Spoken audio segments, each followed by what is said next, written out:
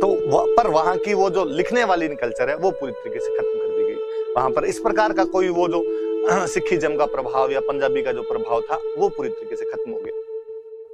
तो ये भी एक बड़ी जोरदार सी चीज है कि भाषाएं किस प्रकार खत्म कर दी जाती है, कि जो देश की सत्ता होती है उसके आधार पर ये चीज भी हो सकती है। अपने यहाँ पर भी हुआ ही था, लेकिन अपने यहाँ पर फिर भी थोड़ी समरसता का माहौल था तो रह गया। हिंदी लगाने की कोशिश की तो साउथ इंडिया आज भी नाराज हो ही जाता है, और साउथ इंडिया को आज भी लगता है कि नहीं, हमारी तमिल, तेलुगु, कन्नड़ा, मलयालम की जो प्रकृति है वो वैसी ही बनी रहनी चाहिए, दूसरी नहीं आनी चाहिए। आगे बढ़ते हैं। देखो, तो याद रखना इस बात को, बड़ी गंभीर बात है। तो जब भी ये कहा जाता है कि अक्सर की भारत का विभाजन क्यों हुआ, तो हमारे पास दो कारण होते हैं। एक तो अंग्रेजों की फूट डालो और राज करो की नीति थी, अंग्रेज चाहते थे भारत का विभाजन हो जाए, और दूसरा मुस्लिम लीग की वो बढ़ती हुई सांप्रदायिकता थी कि जिन्ना अपने लिए अलग देश की मांग पर अड़ गए।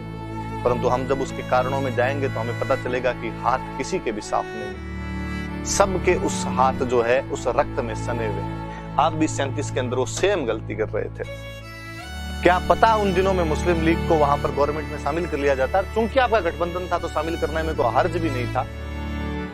तो जिन्ना इतने जो आक्रोशित बाद में हो गए थे या इतने प्रोवोक जो हो गए थे वो शायद नहीं हो पाते, और शायद स्थितियां दूसरी हो जाती। पर इतिहास शायद को कोई महत्व नहीं देता, इतिहास उन्हीं चीजों को महत्व देता जो सामने है, सामने दूसरी चीजें हैं।